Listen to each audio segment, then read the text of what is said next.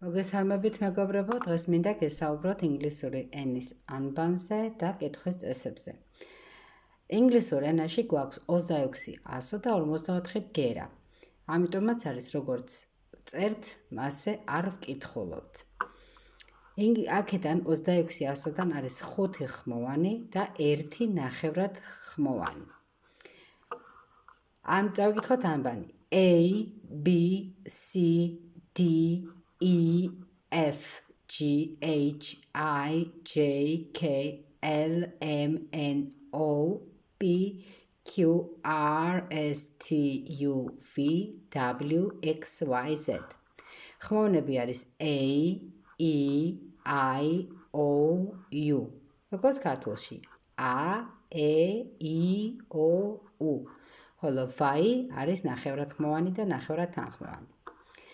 ხმოვანი ასო A იკითხება როგორც E, როგორც A, როგორც A, B როგორც B, C როგორც K, S, D, D, E, A, E, P იკითხება როგორც P, ესე იგი F, G როგორც G, J, H, H, ხმოვანი ასო I იკითხება როგორც I, როგორც E, J, J, K, K, L, L, M, M, N, N, ხოლო ხმოვანი ასო O იკითხება როგორც O, როგორც U, როგორც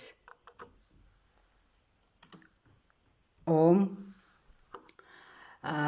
თანხმოვანი ასო P იკითხება როგორც P, Q როგორც K, Q, R როგორც R, ესე Q მაგალითად Queen, დედოფალი. S როგორც S, T, T, ხოლო ხმოვანი ასო U იკითხება როგორც U, როგორც U, როგორც A, Y, V, W, V, X, X, X, X, Y ნახევრად ხმოვანი იკითხება როგორც IA, I, E. ხოლო Z იკითხება როგორც Z. აი მაგალითად Y სიტყვის თავში იქნება ია, მაგალითად იად, ეზო, სიტყვის ბოლოს ხმოვნის წინ იქნება boy, ესე იგი ბიჭი და სიტყვის ბოლოს იქნება როგორც თუ მას წინ მოუძღვის თანხმოვანი იქნება როგორც I, მაგალითად cry.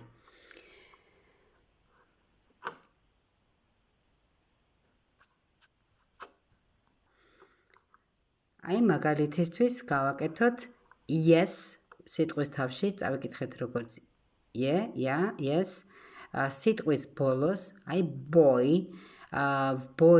არის y და o არის ხმოვანი და თუ y წინ გვაქვს ხმოვანი იკითხება როგორც e და ამიტომ წავიკითხეთ boy, ხოლო სიტყვის ბოლოს როცა არის y და y წინ გვაქვს თანხმოვანი, მაშინ y იკითხება როგორც I და ეს არის cry, ტირილი. ასევე გვაქვს ასოთ შეთანხმებები CH, CH, KH, X, CH, Š, Z და H, Ž, TS იკითხება როგორც C, C, DZ, Z, ხოლო G, H იკითხება როგორც X. გავაგრძელოთ ღია და დახურული მარცვალი. ასე იგი მარცვალი გვაქვს ორი სახის, ღია მარცვალი და დახურული მარცვალი. აბა გავარჩიოთ როდის არის მარცვალი ღია და როდის არის მარცვალი დახურული. მარცვალი არის ღია, როცა სიტყვა ბოლოვდება ხმოვნით. აი მაგალითად cake, აქ ბოლოში გვაქვს e, ესე იგი ხმოვანი და ამიტომაც cake ნამცხვარი არის ღია მარცვალი. ესე იგი ხმოვანი ასო a წავიკითხეთ როგორც a, ხო, ჩვეულებრივად cake მას ქვია.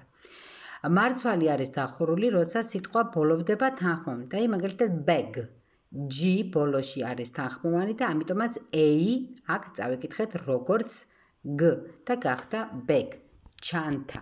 აი კარგად დააკვირდით bag. ხოლო უნდა აუცილებლად უნდა ვიცოდეთ, რომ ღია და დახურულ მარცვალში გვხვდება მხოლოდ ხმოვნები. ანბანზე ცოტა კითხვის წესებზე ცოტა რაღაცა ვისაუბროთ და დანარჩენი კიდე ჩავწეროთ სხვა გაკვეთილებზე. დღეისათვის სულ ეს იყო. აბა, ნახვამდის ჩემო კარგებო.